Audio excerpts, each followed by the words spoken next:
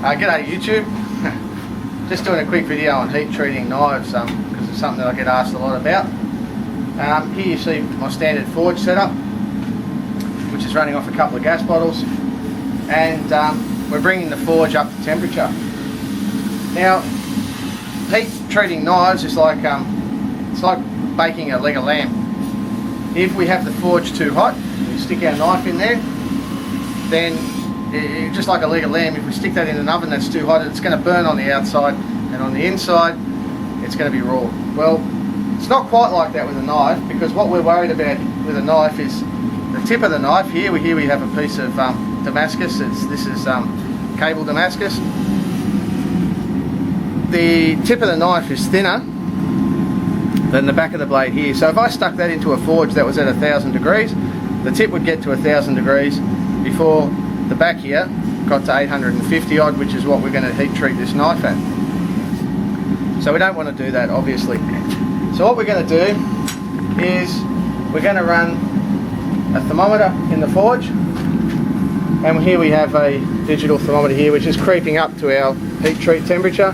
It'll be there in a few moments, which will be 850 degrees Celsius. Once it gets to 850 degrees Celsius, I'm not going to turn the forge down. I'm going to adjust the air shutter here to richen the mix right up. Now if I richen the mix up there, we've got yellow flame coming out of the front of the forge, and the temperature will drop. Show the temperature dropping there. Temperature will start to drop in the forge, and so by balancing the amount of air that goes in there, we can judge our heat treat temperature. If we have too much air, if we have this air shutter too wide open, the negative effect will be that we'll generate scale on the blade. We want this yellow woofy flame coming out of the front of the forge, which we can even get a bit more of at the moment. Okay. Yeah.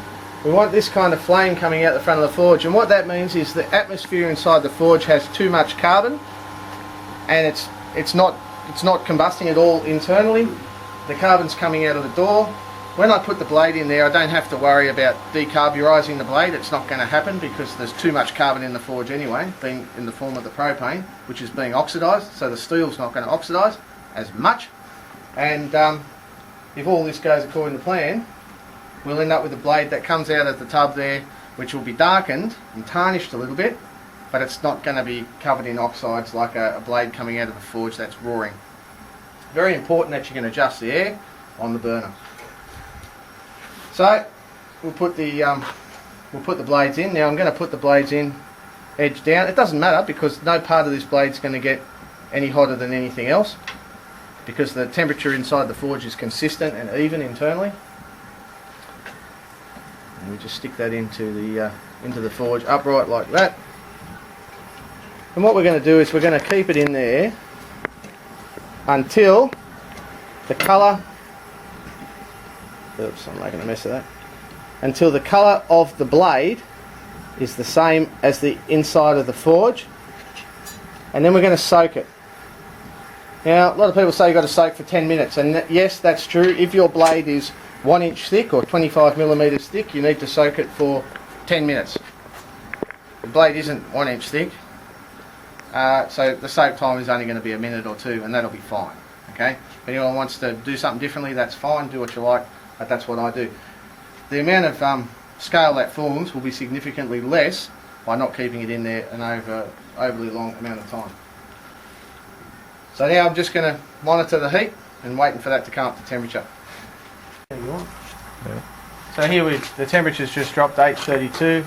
We need a little bit more, so all I'm going to do is open this air shutter up just a weeny bit, not enough to give it too much air in the forge, as we spoke about a minute ago.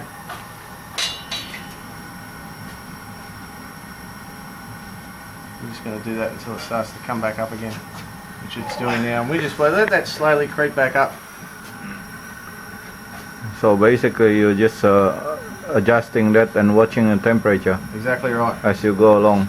Just adjust it a little bit, watch the temperature. You don't want to do too much because it'll overshoot. So we'll bring that up, 84.3, 84.4, just let it creep up to 850. How long normally you're going to soak it for? A minute. It's nearly ready now. Yeah. have a look in the forge. If you just get a photograph of the or a video of the blade being all at one temperature in the forge,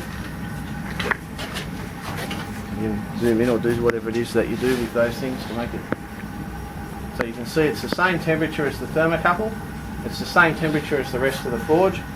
So the blade disappear within the color of the forge. It's exactly the same colour, so we know Yeah. it's at the right temperature. We could check it with a magnet, but we've done this so many times it's kind of pointless doing that. We're not going to. It's a waste of time, and just another thing that we can get wrong.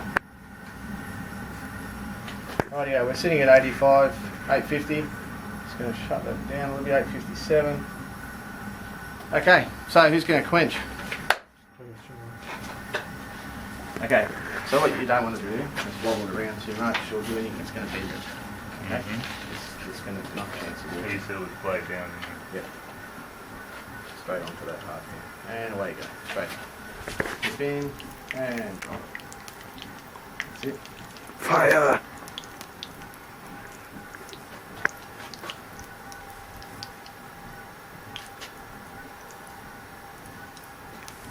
So once all the colour's out of that, we're going to drop it off the side and into the tub. Just cool the rest of it down.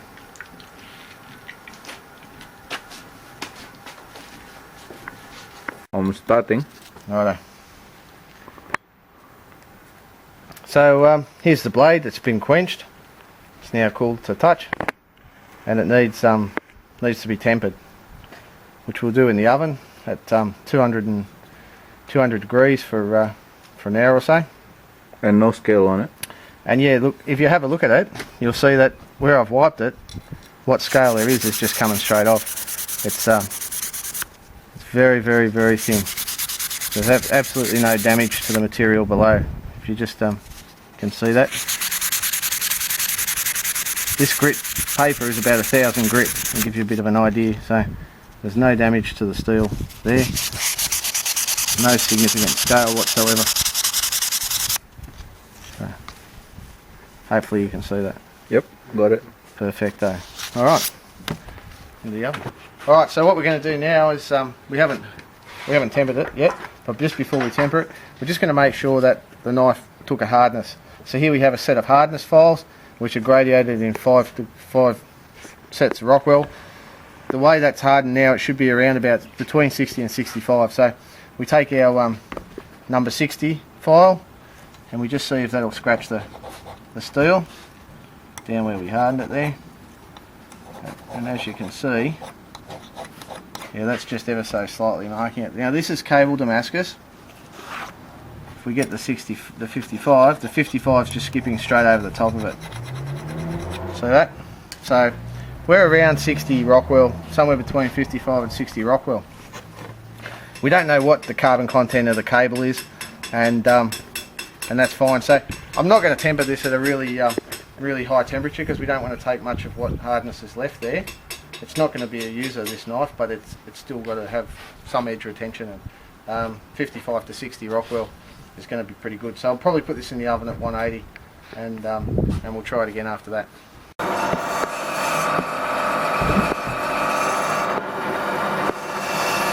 So that's pretty much the perfect atmosphere inside a forge for heat treating. And you can have a look at the dial here. Yeah, well, if you're just looking down there, you can see that coming there. Yes. You can see that this steel heat treats at 830. So I like that. we're sitting at 824. I should have taken more angle on the bevel. I can give that a bit more air, I got. and it'll improve in there just a little bit, and the temperature will come back up. So I've just adjusted the air. Salt on the back of those. You probably, when we're just starting to creep back up, you probably just manage to take that out and blend in that cut a bit. You probably able to recover it on that side. Problem, I've already tried to recover it, and the that's flatter than this is. So unless I take a lot more off, okay, I'm going to take it out here. So, How quickly that went up. So, what are the experience? Alright, that's ready to quench. Tape off more. There we go. And you can see in there the temperature of the blade's exactly the same as the temperature of the inside of the forge.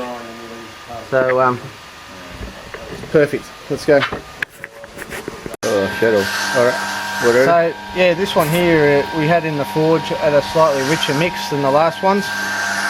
And as you can see, what little scale there is pretty much just coming off with my fingernail. There's bugger all there. There's virtually nothing there, in fact. If you have a look at that, there's absolutely no damage to the steel itself in any case.